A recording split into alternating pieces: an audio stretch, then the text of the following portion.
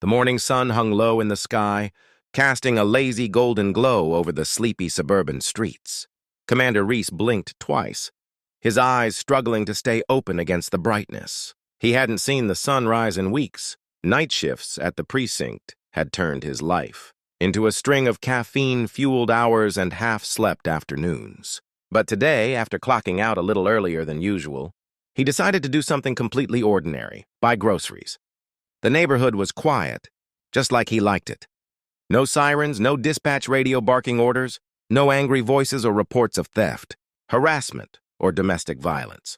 Just birds, lawn sprinklers, and the occasional jogger waving as they passed by his unmarked SUV. It was a welcome silence, one that didn't come often to a man responsible for commanding a force of 75 officers in one of the county's most rapidly gentrifying districts. Reese pulled into the local grocery store parking lot, the one just 10 minutes from his home. It wasn't the cheapest option in town, but it was clean, well-lit, and more importantly, familiar. The clerks knew him by name, or at least they knew him as Mr. Reese. He didn't flaunt his title in public. He didn't need to. There was strength in stillness, and he wore his calm like armor. He stepped out of the vehicle and stretched slightly, feeling the dull ache in his shoulders from the bulletproof vest he had only just taken off an hour ago. His plain jacket covered most of his uniform, and his badge remained in his inner pocket, accessible but not visible. Today, he wanted to be just another man buying milk and eggs. No protocols, no politics, no power plays. As he pushed a cart through the automatic doors, the chill of the store's air conditioning hit him like a wall. It was always too cold in here, but he welcomed it today. It sharpened his senses and made him feel awake. He grabbed a basket of fresh apples, inspected a few heads of lettuce, and slowly made his way toward the bread aisle. It was a quiet morning inside the store, too, with only a handful of shoppers dotting the aisles. Reese had just reached for a loaf of whole wheat bread when he noticed a young man standing at the end of the aisle, watching him. He was tall, probably 17 or 18, with perfectly styled brown hair and the kind of smug expression that only comes from never hearing the word no. Dressed in a brand-name hoodie, designer jeans, and spotless sneakers, the kid looked more like someone posing for a TikTok video than doing any actual shopping. At first, Reese ignored him. Teenagers stared sometimes, especially when they recognized him as a cop. But this wasn't the kind of curiosity that came with respect. It was something else, something colder. Reese turned and pushed his cart forward. Then came the words, "You don't need all that," the teen said, stepping into the aisle, blocking Reese's path. His tone was casual but condescending, like someone talking down to a waiter or a janitor. Reese raised an eyebrow. "Excuse me?" The kid nodded toward Reese's cart. "All that produce, all those canned goods, you really think you need that much? My mom says people like you always take more than they should." Reese's expression remained unchanged, but his mind clicked into a different gear. Training kicked in, not the kind for drawing weapons or restraining suspects, but the deeper kind, the psychological kind, the kind that measured tone, posture, context, and danger. This wasn't just an annoying kid. This was something heavier disguised as arrogance. "People like me," Reese repeated slowly. "What exactly do you mean by that?" The teen hesitated for a second, then smirked. "You know, outsiders, people who don't live in this neighborhood, who don't belong to our community." Reese looked him over again. Not a scratch of dust on those shoes. Perfect teeth, a fake tan. Probably lived in one of the custom homes inside the nearby gated HOA subdivision. And by community, he didn't mean zip code. He meant something else, something uglier. "I've lived here longer than you've been alive, son," Reese replied calmly. "And I paid for every item in this cart." "Yeah, but are you contributing?" the kid said, stepping even closer. "This store is part of the HOA emergency partnership.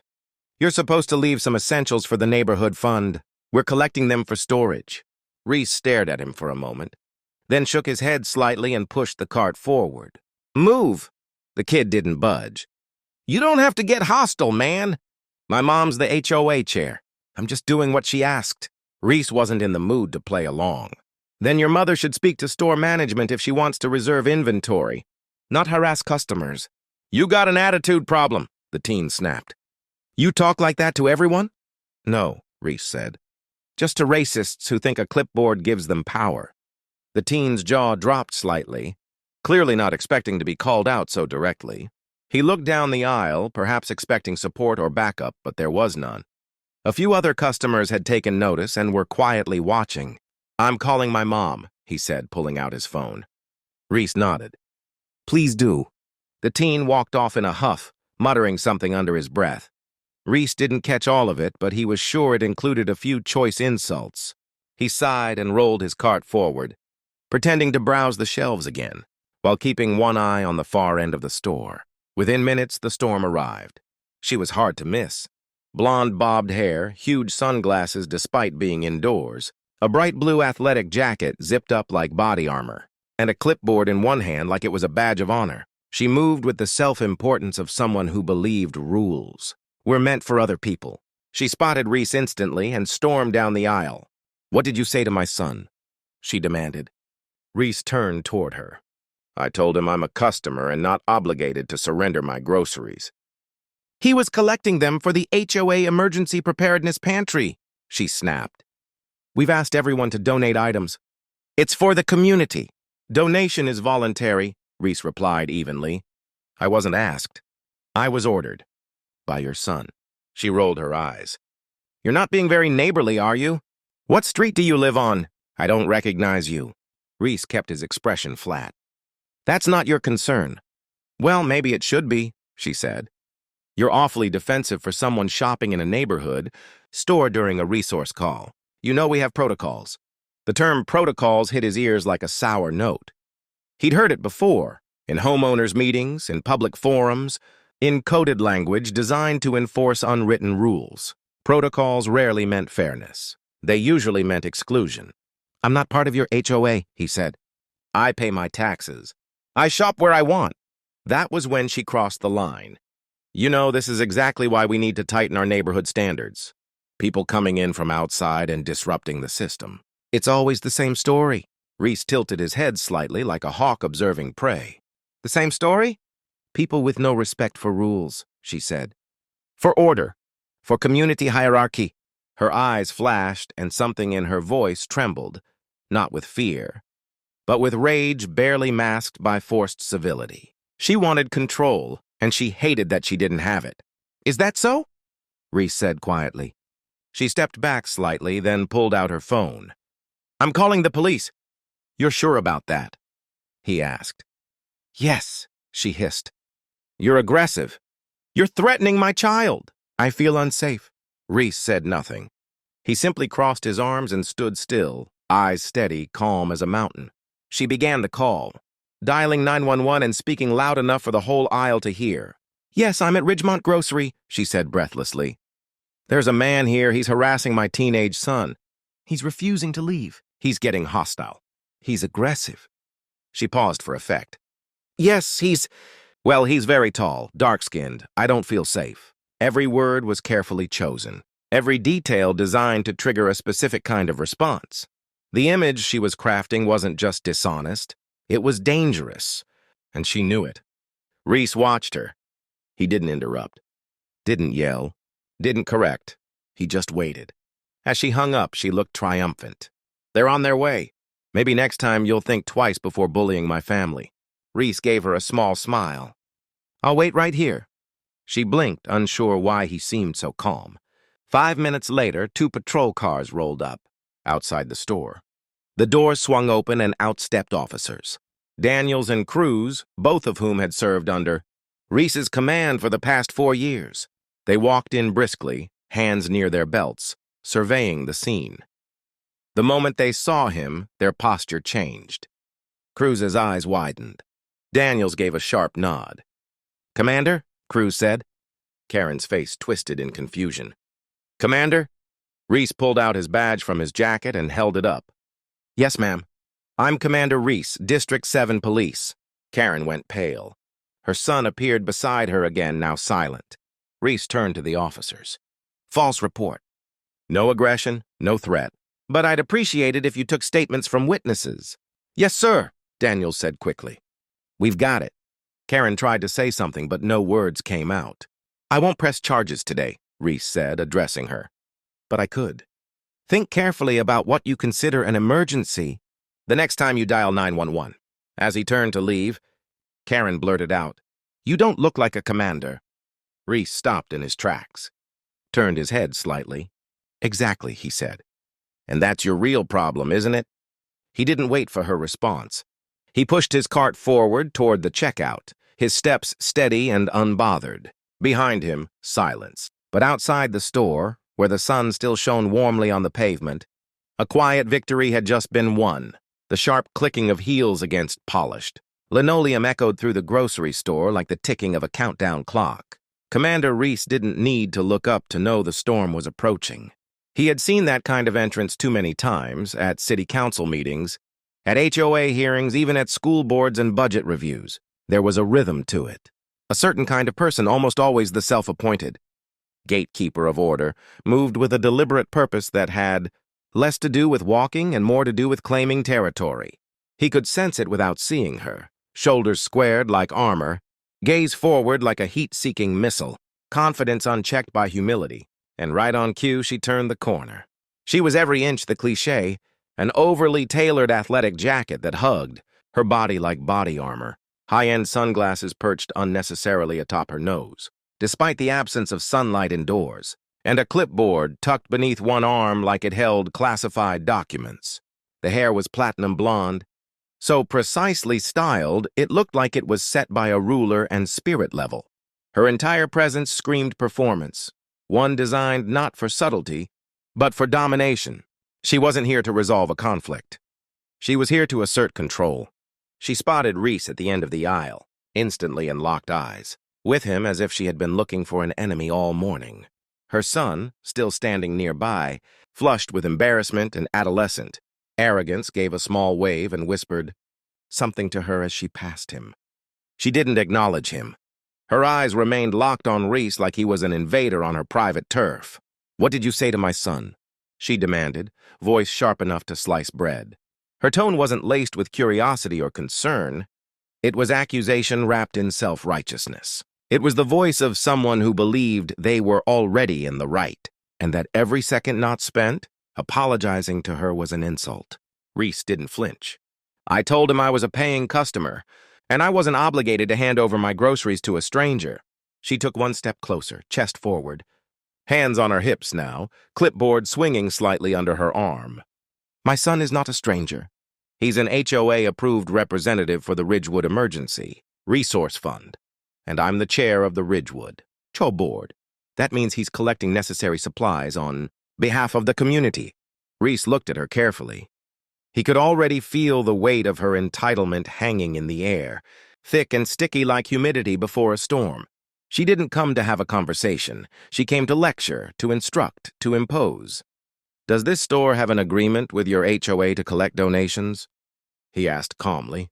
She blinked, thrown off by the question. Well, not formally, she admitted, already irritated. But we've been running an initiative for 2 weeks. We expect our residents to contribute, especially during shortages. Reese glanced down at his cart where a mix of produce, dry goods, and fresh milk sat. There were no shortages on the shelves, no signs warning of limits, no announcements from management about donation requests. This wasn't about community service. It was about ego, and maybe something deeper. I wasn't informed of any such initiative, Reese replied, keeping his voice level. She exhaled dramatically, as if he were an unruly student refusing to do homework. Well, maybe that's because I don't recognize you. What street do you live on? Reese looked directly at her and offered no answer. Because, she continued, filling the silence with venom disguised as politeness, everyone in our community received a flyer. Every resident. You must not be part of the neighborhood. I live less than a mile from here, he said. Have for nearly 15 years. But not in Ridgewood proper, she clarified, a smirk tugging at the corners of her mouth. That explains it. He tilted his head slightly. Explains what? Your attitude, she said without hesitation. People outside of Ridgewood tend to lack community spirit. They don't understand our values. They come in, take what they want, ignore the bigger picture. That's why we put systems in place. To preserve order. There it was, the heart of her message. Not a request for groceries. Not even an appeal for community service. It was a wall, a social border she had drawn around a zip code. The fantasy she built of curated lawns, matching fences, and well-mannered neighbors who followed the rules set by her pen. He looked at her, seeing right through the makeup and the rehearsed indignation. She didn't know who he was, and yet she had made every assumption possible, each one rooted not in fact but in bias. She didn't see a tired man buying groceries after a long shift. She saw someone who didn't fit. "You talk a lot about order," Reese said, "but you seem pretty comfortable breaking boundaries." She frowned. "Excuse me? You've just accused a stranger in a public store of being a thief. Your son blocked my path, and you're demanding private property based on an informal policy. That's not order. That's intimidation." Her face twisted for a moment into a tight grimace. "You're twisting this.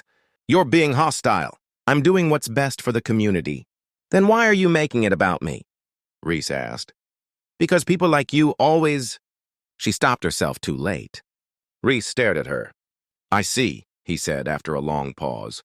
She tried to recover, laughing lightly. "Don't twist my words. You're being very confrontational for someone just buying groceries." "I'm not the one raising my voice," he replied, keeping his tone even. "And I'm not the one blocking another shopper's cart." "Well," she snapped, "you're clearly making this difficult. We have enough problems with crime these days. No offense, but our HOA has protocols. We can't just let anyone—" "Anyone?" he said, eyebrow raised. "Look," she said, voice trembling now with the strain of her own performance. "This kind of behavior makes people uncomfortable. Maybe I should just call someone. Let them sort this out." "Someone?" he repeated. She reached for her phone. 911, she said. Reese exhaled softly, his patience now wearing thin. "You're calling the police on a man shopping for groceries?" "I'm calling the police because I feel threatened." "By what?" he asked. "Words?" "By your presence," she said, and the words came fast now. "You're acting aggressive. You're intimidating my son. You're not cooperating." Reese stood absolutely still, not moving a muscle. He folded his arms and looked at her the way a mountain watches a storm, unflinching, unmoved. "You sure you want to do this?" he asked. Her thumbs were already dancing across the screen. "Oh, I'm more than sure." She walked several feet away to make the call, as if to signal to onlookers that something serious was happening, something that required distance, urgency, and her unmistakable heroism. She glanced around, making sure people were watching. She wanted the attention. She wanted to be the victim. "Yes, hello?" she said into the phone, voice elevated into a pitch that feigned fear. "Yes, I'm at the Ridgemont Grocery on Crossline Avenue. There's a man here. He's refusing to leave. He's harassing my teenage son. He's acting aggressively." She paused, waited for a question from dispatch. "Yes, he's dark-skinned, wearing some sort of uniform, tall, broad. I don't feel safe. Please hurry." Reese watched her from the end of the aisle. Other shoppers now peeked around corners, curious but cautious. One older man reached for his phone. A middle-aged woman near the dairy section raised her eyebrows, then glanced back at Reese. People were paying attention, but nobody said a word. They never did, at least not out loud. But he could see it in their eyes, the doubt, the confusion, the unease that came when someone made an accusation that didn't match what they saw. Karen ended the call, looked back at Reese, and gave a slight shrug. "I guess now we'll see who's really in the wrong." Reese said nothing. She turned to her son and whispered something in his ear. The boy looked less confident than before, shifting nervously as he glanced toward the front of the store, where red and blue lights were already beginning to flicker through the glass. "Just remember," she called out to Reese, "you brought this on yourself." He looked at her calmly. "I didn't bring anything, but I think you're about to find out who did." And then he waited in silence, in stillness, just as he had trained himself to do when the truth needed no help revealing itself. The atmosphere inside the store had shifted. Where moments earlier there had been the quiet hum of refrigeration units, the soft squeak of shopping carts, and the muted shuffle of weekend errands, there was now a thick tension hovering in the air like a fog, the kind of invisible pressure that turns even mundane space into a battleground. Commander Reese stood still beside his cart, his composure like granite, while the self-proclaimed HOA chair, Karen, paced just a few feet away. phone still in hand, glancing toward the store's sliding glass entrance, as if counting the seconds before backup arrived. Her son loitered close behind her, his bravado now wilting beneath the weight of what he'd unleashed. Karen had escalated things, and Reese could tell she wasn't done yet. There was a twitch in her jaw, a flickering movement in her narrowed eyes, and the telltale micro-signals of someone trying to convince themselves they were still in control of a rapidly crumbling situation. Reese knew this rhythm. He had lived it countless times, both in and out of uniform. The accusations were never shouted all at once. They crept in gradually, dressed up in language just vague enough to grant deniability. It always started with concern, with a vague sense of unease, with someone claiming their space was being intruded upon. Then, when that didn't provoke the desired reaction, it shifted. The words grew harder, the posture more aggressive, and finally, when all else failed, they reached for the oldest weapon in the book. The threat of law enforcement, used not for protection, but as a tool. "Leave, he's harassing my teenage son. He's acting aggressively." She paused, waited for a question from dispatch. "Yes, he's dark-skinned, wearing some sort of uniform, tall, broad, I don't feel safe." "Please, hurry." Reese watched her from the end of the aisle. Other shoppers now peeked around corners, curious but cautious. One older man reached for his phone. A middle-aged woman near the dairy section raised her eyebrows, then glanced back at Reese. People were paying attention, but nobody said a word. They never did, at least not out loud. But he could see it in their eyes, the doubt, the confusion, the unease that came when someone made an accusation that didn't match what they saw. Karen ended the call, looked back at Reese, and gave a slight shrug. "I guess now we'll see who's really in the wrong." Reese said nothing. She turned to her son and whispered something in his ear. The boy looked less confident than before, shifting nervously as he glanced toward the front of the store, where red and blue lights were already beginning to flicker through the glass. "Just remember," she called out to Reese, "you brought this on yourself." He looked at her calmly. "I didn't bring anything, but I think you're about to find out who did." And then he waited, in silence, in stillness, just as he had trained himself to do when the truth needed no help revealing itself. The atmosphere inside the store had shifted. Where moments earlier there had been the quiet hum of refrigeration units, the soft squeak of shopping carts, and the muted shuffle of weekend errands, there was now a thick tension hovering in the air like a fog, the kind of invisible pressure that turns even mundane space into a battleground. Commander Reese stood still beside his cart, his composure like granite, while the self-proclaimed HOA chair, Karen, paced just a few feet away, phone still in hand, glancing toward the store's sliding glass entrance, as if counting the seconds before backup arrived. Her son loitered close behind her, his bravado now wilting beneath the weight of what he'd unleashed. Karen had escalated things, and Reese could tell she wasn't done yet. There was a twitch in her jaw, a flickering movement in her narrowed eyes, and the telltale micro-signals of someone trying to convince themselves they were still in control of a rapidly crumbling situation. Reese knew this rhythm. He had lived it countless times, both in and out of uniform. The accusations were never shouted all at once. They crept in gradually, dressed up in language just vague enough to grant deniability. It always started with concern, with a vague sense of unease, with someone claiming their space was being intruded upon. Then, when that didn't provoke the desired reaction, it shifted. The words grew harder, the posture more aggressive, and finally, when all else failed, they reached for the oldest weapon in the book. The threat of law enforcement, used not for protection, but as a tool. "No, because of your tone," she insisted. "Because of your posture? Because of your refusal to comply. That's threatening. That's intimidation." Reese took a breath, steady and deliberate. "I've said nothing inappropriate. I haven't touched you or your son. I've made no threats. You've raised your voice." "I haven't." Karen's eyes blazed. "And yet I feel unsafe." That sentence hung in the air like a poisoned dagger. It was carefully chosen, purposefully constructed. It was the kind of phrase that didn't need evidence, only emotion. "I feel unsafe" had become the golden key, used far too often by people who wielded victimhood like a sword and expected it to cut whoever stood in their way. Reese had heard those words used against young black teenagers walking home from school, against fathers waiting in parking lots for their kids, against women speaking up in meetings, and against anyone who didn't fit someone else's narrow definition of belonging. And now she was using them on him. "I'm a grown man standing in a public grocery store," Reese said. "Buying food." "You're an angry man," she said, "with a temper, and you're scaring me." "You called me aggressive before I said a single word," he replied. "You sent your son to confront me while I was shopping. You've made a series of assumptions about me, all based on where you think I belong."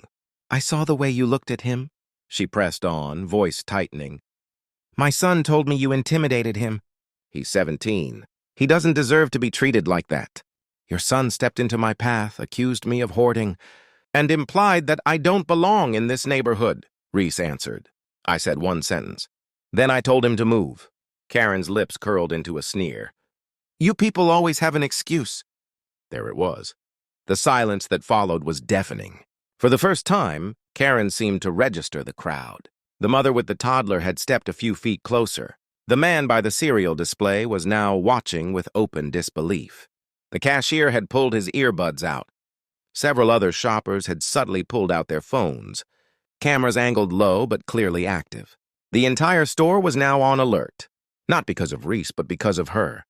"I think you've said enough," Reese said, his voice still calm, but now laced with steel. Karen took a step back, flustered but unwilling to retreat. "You can't talk to me like that. I'm calling the police, and this time, I'm making it clear that you're threatening my child. You're dangerous." She raised her phone again, and this time, Reese let out a soft sigh. "You already called them," he reminded her. "I'll call again," she snapped. "I'll tell them you're escalating, that you're threatening to become violent. I've made no such threat." "They don't know that," she shouted. "You think they'll listen to you? You think they'll believe your version of events? You're just some—" She stopped herself again, but this time she couldn't walk it back. The pause was too long. The word that hovered unspoken was too loud in everyone's minds. Even her son looked horrified. "You don't know who you're dealing with," she whispered, a last gasp of control slipping through her lips. Reese stepped forward, not to intimidate, not to threaten, but to finish what she had started. "No," he said. "You don't." And then the sound of sirens filtered through the entrance, growing louder, closer. Red and blue lights flashed against the store's glass facade.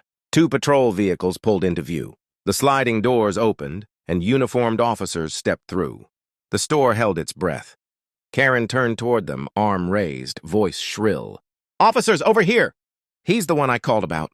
He's been harassing me and my son. He's aggressive, But the officers didn't stop for her. They walked past her, their eyes locked on Reese. And then came the words that unraveled her entire story. "Commander Reese, sir," one of them said, straightening up immediately. "We didn't expect to find you here." Karen froze. The blood drained from her face. She turned slowly, looked from the officers to Reese, and then to the badge he now held in his hand, flipped open calmly, with no fanfare. Reese's voice remained steady. "I believe we have a situation involving a false report. Possible racial profiling and misuse of emergency services." The officer beside him nodded slowly. "We'll take statements." Karen's mouth opened, but no words came out. And just like that, the thin veil she had wrapped around her hate had been torn clean away, by truth, by exposure, and by the quiet strength of the man she had tried to frame. Karen puts on an Oscar-worthy performance for the 911 dispatcher, making sure her voice sounds terrified. She describes Reese using stereotypical dog whistles, designed to provoke police action. Reese stands silently, letting her dig her own grave, knowing exactly how this is going to unfold. The high-pitched wail of approaching. Sirens cut through the morning, air like a blade.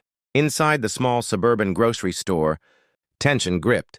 The atmosphere so tightly that even the hum of the refrigerator seemed to fade into silence. Karen stood tall, arms crossed, face twisted in righteous indignation. Her son leaned against the cereal display, arms folded, trying to appear composed, though a bead of sweat rolled down the side of his neck. Commander Reese, standing with unshaken calm by the dairy section, merely glanced at his watch and took a breath, as if mentally counting down the moments until the truth would arrive. The first cruiser screeched to a halt in front of the entrance. Seconds later, a second patrol car rolled in behind it. Both vehicles bore the unmistakable markings of the local precinct. Officers emerged swiftly, too. From each car, hands, instinctively near their belts, eyes sweeping the scene through the glass doors. From outside, they could already see the store's manager, frozen near the registers, and a cluster of onlookers huddled toward the back. But as their eyes settled on Commander Reese standing there in full civilian clothes with a military straight posture, everything changed. Officer Torres was the first to step through the automatic doors. Young, bright-eyed, and still fairly new to the department, he recognized the commanding officer immediately. His bootfalls slowed. Behind him, Officer Mendez nearly bumped into him before noticing the same thing. "Commander?" Torres said, blinking. The word wasn't just surprise. It carried weight, almost reverence. "We didn't expect to see you here."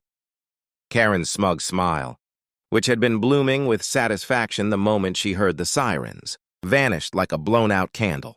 Her head turned sharply toward Reese, confusion clouding her self-assured expression. "Commander?" she repeated, but this time the pitch of her voice betrayed her. Reese didn't move right away.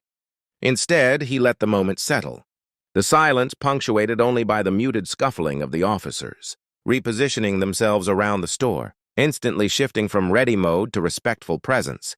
He took a step forward, retrieving a slim wallet from his pocket. He flipped it open, revealing his badge and identification, not as a weapon, but as a quiet assertion of reality. Karen stepped back involuntarily. Her face, previously carved in stone-like disdain, now began to crack. "There must be some mistake," she said, though her voice lacked conviction. "I was told there was a threat in the store. An aggressive man." Her eyes darted to her son, then to the officers, and back to Reese. "He was intimidating us. He refused to give up his groceries for the community fund. I didn't know he was—" "The police commander?" Reese offered, his voice low and even. "No, you didn't." He closed the badge holder calmly, as if sealing a document that confirmed a permanent truth. Officer Mendez, now standing beside Torres, looked toward Karen and her son, then toward the store manager, who was slowly gaining the courage to speak up. "Sir," Mendez said to Reese with a nod, "we're getting statements now. Several witnesses and some cell phone footage, too. Looks like they recorded everything." Karen blinked. "Cell phone footage?" Her voice cracked on the second word. She turned, scanning the faces around her. Several shoppers, previously silent and motionless, now held up their phones as if they were invisible shields. Some nodded. One woman pointed directly at Karen. "She called 911 and lied about him threatening her. We all saw it. And her son, too. He started it all." Reese folded his arms, saying nothing. The weight of silence did the talking for him. Karen's son looked ready to bolt. He shifted uncomfortably, the bravado that once puffed up his chest now crumbling into awkward defensiveness. "Mom, let's just go," he mumbled. "Please." "No!" Karen snapped, trying to regain some sliver of control. "I demand to speak to your supervisor," she added, pointing at Officer Torres. Her tone tinged with desperation. Reese gave a dry chuckle. "You already are." Her mouth opened slightly, then closed again. She was a fish on dry land, floundering without water or words. The once confident HOA enforcer, clipboard warrior, and self-appointed neighborhood monitor now found herself adrift in a situation far beyond her control. One of the officers asked Reese quietly if he wanted to press charges for a false report or harassment. He shook his head slowly. "Not today," he replied. "Let's not make it worse for her than it already is." But his restraint wasn't a kindness Karen could comprehend. To her, every inch of power not wielded felt like a trick, a trap waiting to snap. She stared at Reese with suspicion. "What are you going to do?" He raised an eyebrow. "Nothing. But the people around you will." He gestured subtly to the crowd, still recording, still bearing witness. Karen stumbled over an apology. It came out half-formed and insincere. I didn't know who you were. I just wanted to protect my son. You looked so... You didn't look like..." Reese tilted his head. "Didn't look like what? Like someone who could own groceries without your permission? Or someone who could be a commanding officer in this town?" The question hung in the air. Karen didn't answer. Couldn't. The officers began wrapping things up, gathering statements. assuring the crowd that the footage would be documented and preserved. One by one, the shoppers lowered their phones, the tension slowly giving way to murmured conversations and disbelieving laughter. Karen and her son stood quietly, not detained, but thoroughly defeated. The world around them had changed in a span of minutes, their status crumbling not by force but by truth unveiled. Reese turned and walked down the aisle, picking up the small bag of groceries he had dropped during the initial confrontation. He nodded to the store manager, who returned the gesture with something resembling admiration. The cashier, still wide-eyed, scanned his items in silence, then whispered, "Thank you." Outside, the sun had risen a little higher. The sirens were gone. The store returned to its rhythms, but something had shifted in the neighborhood. A reckoning had occurred. Not loud, not violent, but unforgettable. And as Reese climbed into his cruiser and adjusted his radio, he spoke with the steady tone of someone who had done this dance before. "De-escalated HOA-related call," he said into the mic. "No charges filed. Situation resolved." He paused, then added, "Lesson delivered." And with that, he pulled away, leaving behind a grocery store no longer quiet, a community no longer blind, and a woman who had learned. The low hum of murmurs swelled into full-throated whispers as Commander Reese stepped forward, his posture steady, movements precise. The hot August sun cast sharp shadows across the grocery store parking lot. The flashing lights of 2 patrol cars painted the walls in blue and red, a stark contrast to the pale, stunned faces of the crowd that had gathered. Karen stood frozen, arms crossed defiantly, but her eyes darted with mounting uncertainty. Her son, Brad, sulked behind her, his earlier bravado completely dissolved.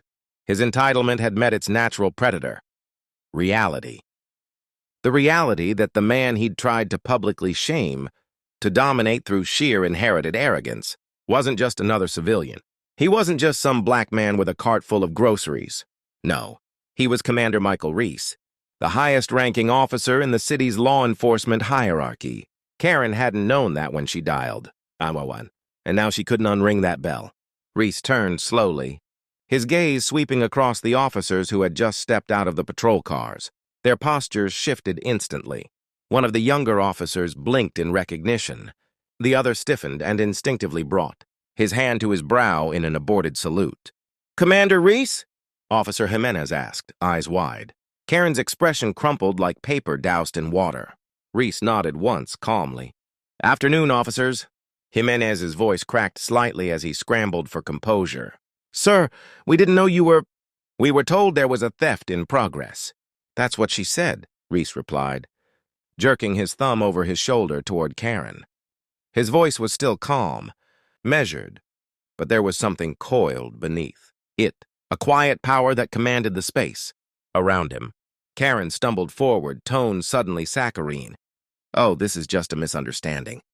I didn't mean for, well, things got heated, and I thought—" Reese turned toward her slowly. His eyes didn't narrow. His tone didn't rise. But the effect was suffocating nonetheless. "Karen," he said, "let me explain something to you, and I need you to listen closely." She tried to smile. It landed somewhere between a twitch and a grimace. "You filed a false police report. You accused me of theft. You called emergency services for a non-emergency, which pulled officers off their patrol routes. You did all of that because your son didn't like that. I wouldn't hand over my groceries." "That's not—" He held up one finger and she fell silent. "I'm not pressing charges yet, but you should understand the gravity of what you've done. Because if I were just another citizen, if I didn't have this badge, you could have ruined my life with a single call." He reached into the inner pocket of his jacket and slowly pulled out the gleaming, weighty gold and blue badge. He didn't wave it like a threat. He held it firmly, silently, like a mirror. "You see this?" he asked, turning it slightly toward the crowd. "This badge means something. It means I'm held to a higher standard. It means I've spent 2 decades protecting people who didn't always want me in their neighborhood. It means I have responsibilities, legal, moral, and civic. And one of those responsibilities is making sure people like you are held accountable." A heavy hush fell over the parking lot. Even the cicadas seemed to quiet. Karen swallowed visibly, eyes darting around for an escape that wasn't there. Officer Jimenez stepped forward. "We'll begin taking statements, Commander." "Good." Reese said, nodding. Talk to the witnesses. Ask the store manager for security footage. There are plenty of phones out here, too. I saw at least 4 people recording.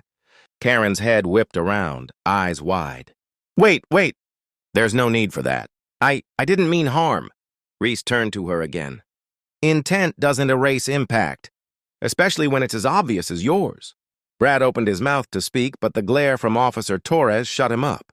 Instead, he backed into his mother's side, like a petulant child realizing that the adult world had no patience for his tantrums. One of the bystanders, an older black woman in a green sun hat, stepped forward.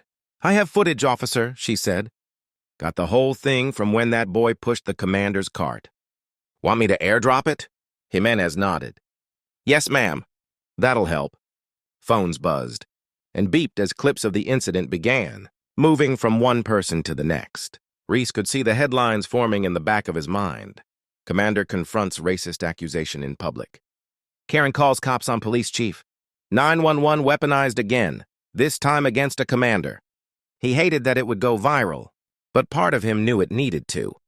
As the officers began collecting statements, Reese stepped aside and called Captain Darnell. He needed IA to be aware just in case Karen tried to twist this further.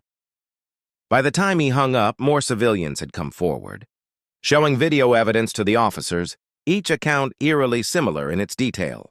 Karen's hands began to tremble. I didn't know who you were. That's the problem, Reese said simply. You shouldn't need to know. He watched her closely. The woman who'd strutted around the parking lot like a self-appointed sheriff had vanished.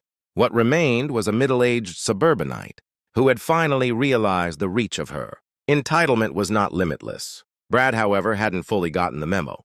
This is reverse discrimination, he snapped suddenly, voice cracking. You're making my mom look like a criminal. We were just trying to buy food. No one stopped you from buying anything, Reese said. You stopped yourselves when you decided your comfort was more important than respect. The tension in Brad's face turned inward, like a grenade had gone off inside his pride. Reese continued, You're lucky I'm not having you arrested for assault. Shoving my cart might seem minor, but if that was caught on tape, which it was, it constitutes physical interference. And since you touched property I was in legal possession of, that's borderline attempted theft. Want me to keep going? Brad fell silent. His eyes dropped to the ground. Reese exhaled and turned his attention back to the officers. You have everything you need? He asked. Jimenez nodded. Yes, sir. Footage, statements, and store security will forward everything. Then we're done here.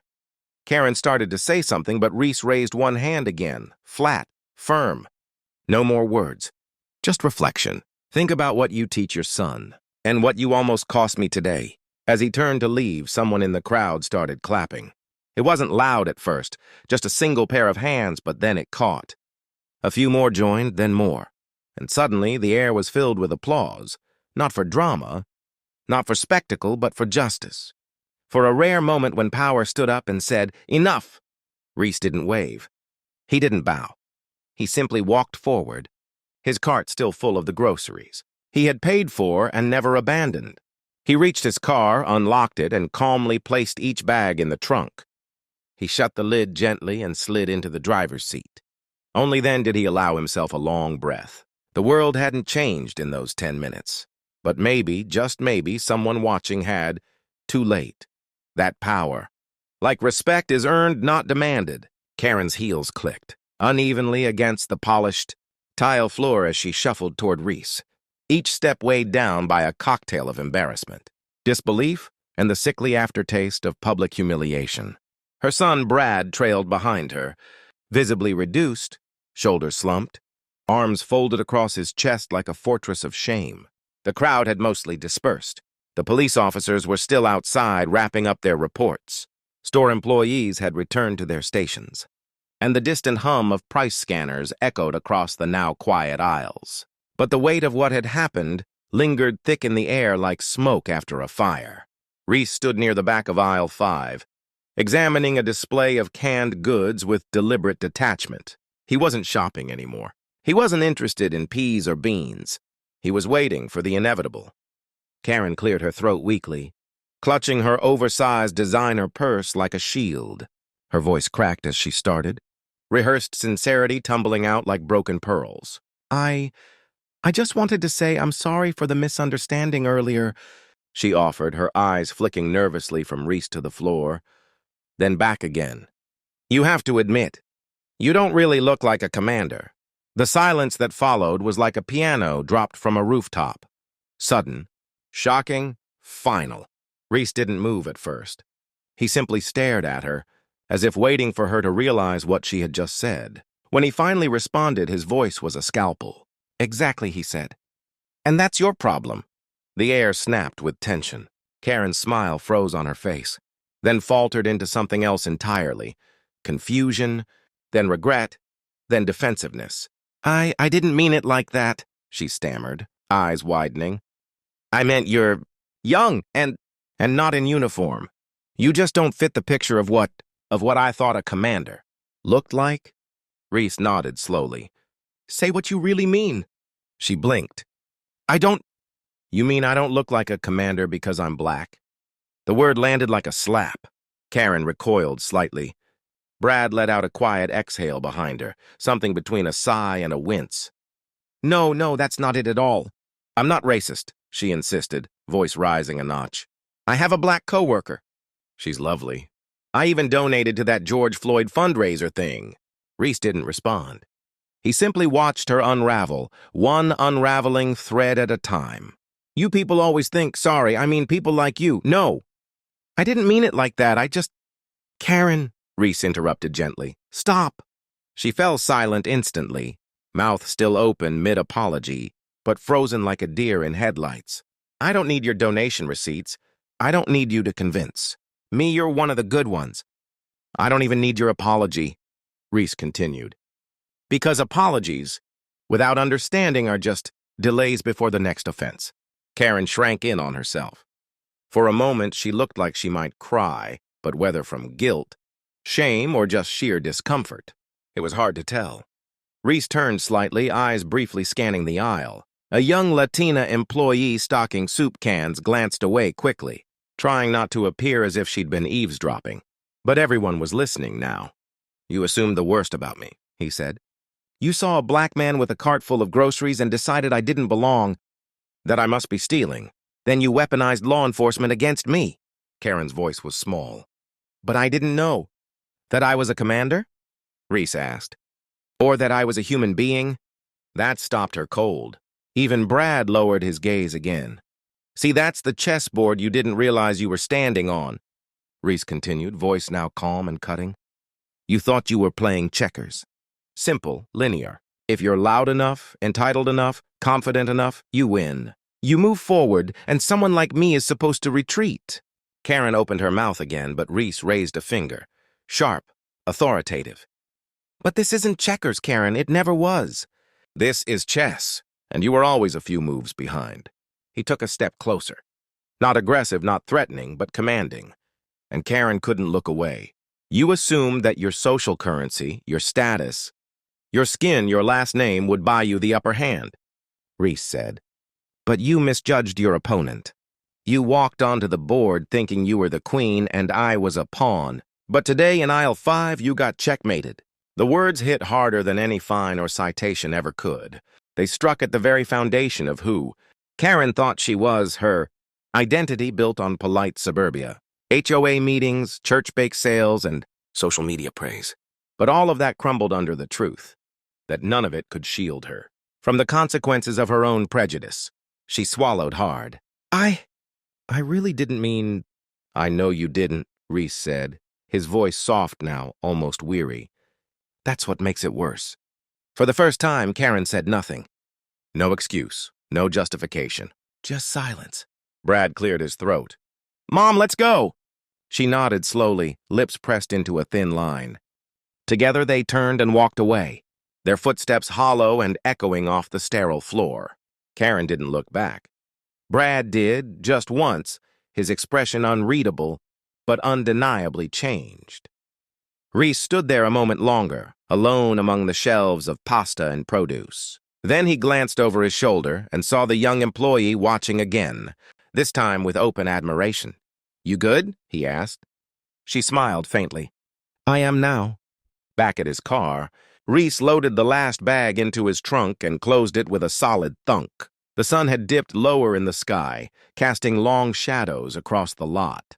He took a deep breath and leaned against the car door for a moment, processing. This wasn't just about groceries. It never was. It was about something deeper, older, a system built not on laws or titles, but on assumptions: who belongs, who doesn't, who gets to call the shots, and who gets stopped. Today, for once, the assumption shattered, and in its place, the truth stood tall, unshaken. As Reese drove away, the radio played softly, a jazz tune, familiar and steady. He didn't need the applause. He didn't need the headlines. What he needed was already happening in the mind of a teenage boy who might grow up a little differently now, in a mother forced to reflect on the mirror she had just been handed. In the next grocery store Karen stepped into, she might hesitate before calling 911. In the next conversation Brad had with his friends, he might challenge the joke. And maybe, just maybe, aisle 5 would be remembered not for confrontation, but transformation. Checkmate. The store was quiet again. The clatter, the confrontation, the chaos of racial tension, public embarrassment, and police presence. It had all been folded away like an old tarp, but not forgotten. A strange sort of peace settled over the grocery aisles, not unlike the stillness after a summer thunderstorm. The air was heavier now, more thoughtful, as if the place itself had taken a breath, learned something, and now refused to return to what it was before. Commander Michael Reese stood in aisle 5, the silence around him both welcome and instructive. The weight of his badge pressed gently against his chest from inside his blazer, but it wasn't heavy with guilt or burden. Not today. Today it was heavy with truth. He looked at the nearly full shopping cart in front of him. The same one Karen's son had tried to claim, as if proximity to privilege could somehow reverse ownership. Can of Peaches sat tilted at the top, like it had something to say about everything it had just witnessed. Reese chuckled to himself quietly. For a long moment he stood in that aisle doing nothing more than breathing. Then, slowly and methodically, he began pushing the cart again. It wasn't a triumphant march. No fanfare, no strut. Just a man returning to his errand, dignity intact, and the whisper of a deeper victory echoing in his steps. He moved through the aisles with calm deliberation now, taking his time. A mother in produce nodded at him respectfully. Her son, maybe 10 or 11, whispered something and pointed. Reese offered a small smile and a subtle nod. A signal, I see you too. Near the deli, an older white gentleman tipped his baseball cap as Reese passed by. Heck of a thing back there, the man said almost under his breath. You handled it right. Thank you, Reese replied, not stopping, not lingering. He knew that kind of acknowledgement wasn't easy for everyone. It wasn't about the words. It was about the tone, the quiet respect. That was enough. Another woman, a tall, curly-haired woman in her late 30s, approached with a phone in her hand. I got the whole thing recorded, she said. If you want it. Reese looked at the phone, then back at her. Keep it. Share it if you want. Just tell the story right. She nodded solemnly. I will. Some things didn't need courts. Some things didn't even need citations. They just needed the right person to stand in the wrong moment and not move. At the self-checkout line, Reese scanned each item with mechanical ease. Beep, bag, beep, bag. The rhythm was grounding, normal. The return to routine felt restorative. Behind him, a few more shoppers had gathered. No one pushed forward. No one dared rush. It wasn't about deference. It was about recognition. They'd seen what he stood for, and they let him have this space. As he finished bagging the last item, a slow ripple of soft applause broke out. Not loud, not theatrical. Just a handful of people clapping gently, like something inside them refused to let the moment fade without acknowledgement. He turned slightly, made brief eye contact with them, then offered a quiet nod of gratitude. Then, without another word, he took his cart and walked out through the automatic doors. Outside, the sky was starting to shift toward that late afternoon gold. Clouds were stretched like cotton across the blue, and the world seemed oddly clean, like it had been reset. Reese's patrol cruiser waited in the distance, parked deliberately away from the main row. He never liked parking close. Didn't want the badge to speak for him before his character did. He reached the car, opened the trunk, and started loading the bags. No rush, each motion was meditative. As he closed the last bag inside, the familiar voice of his dispatcher crackled over the radio inside the car. Unit 107, status check. Do you require backup? Reese climbed into the front seat, his muscles tired but mind sharp. He pulled the mic from its cradle and pressed the button. Unit 107, he said calmly.